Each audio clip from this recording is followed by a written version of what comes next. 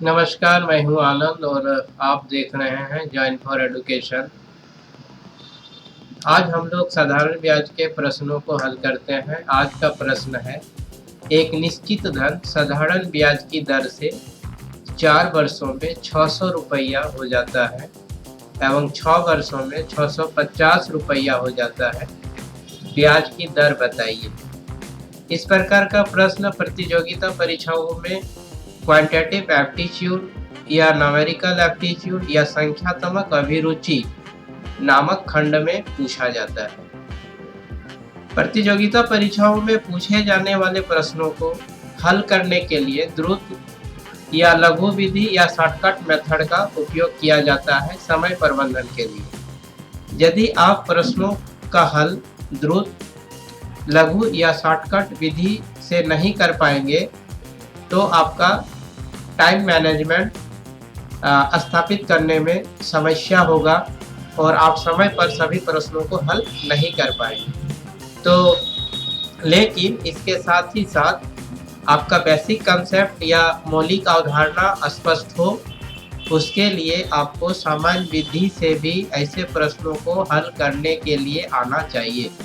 अर्थात दोनों ही विधियां अपने अपने जगह में अति महत्वपूर्ण स्थान रखते हैं। अगर प्रतियोगिता परीक्षा में बैठे हुए हैं तो आप द्रुत विधि, लघु विधि या शॉर्टकट मेथड का उपयोग कर लीजिए, और अगर आप इसका बेसिक कंसेप्ट को क्लियर करना चाहते हैं तो आप इसके सामान्य विधि को फॉलो कीजिए। तो द्रुत विधि में यदि इस प्रश्न को हल किया जाए तो यहाँ पर ब्याज की दर बराबर हो जाएगा आपका 650 रुपया जो है आपका 6 वर्ष का मिश्र धन है, माइनस 600 रुपया जो है आपका 4 वर्ष का मिश्र धन है। तो 650 माइनस 600 गुने 100 बटा हो जाएगा 600, मतलब 4 वर्ष का मिश्र धन गुने 6 माइनस 650 जो आपका 6 वर्ष का मिश्र धन है गुने 4। अर्थात यहाँ देखिए समय को अदल बदल कर दिया गया है। अगर आप इसको एक सिंपल कैलकुलेशन करते हैं तो आपको ये स्टेप मिल जाएगा 50 गुने 100 बटा यहाँ पर आप गुना करते हैं 600 को 6 से तो ये 3600 हो जाएगा, और 650 को आप 4 से गुना करते हैं तो आप ऐसे कर लेंगे 50 चौका 200 और ये 4 छक 24, 2400 और 200 2600।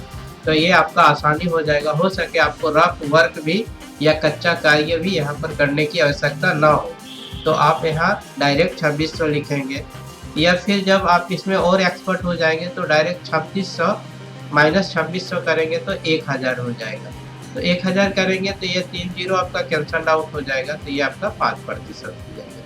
ये आपका द्रुत विधि या लघु विधि था। अगर आप इस विधि का अनुसरण करते हैं तो आपका ये प्रश्न 20 से 25 सेकंड में बन जाएगा।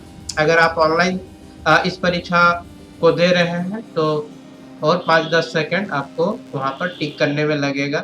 अगर आप OMR शीट में दे रहे हैं ऑफलाइन तो रंगने में फिर 5 सेकंड लग जाएगा। तो ये प्रश्न जो है आपका विद इन 30 सेकंड आप बिल्कुल कर लेंगे। लेकिन अवधारणा को स्पष्ट करने के लिए आपको सामान्य विधि चाहिए ही चाहिए।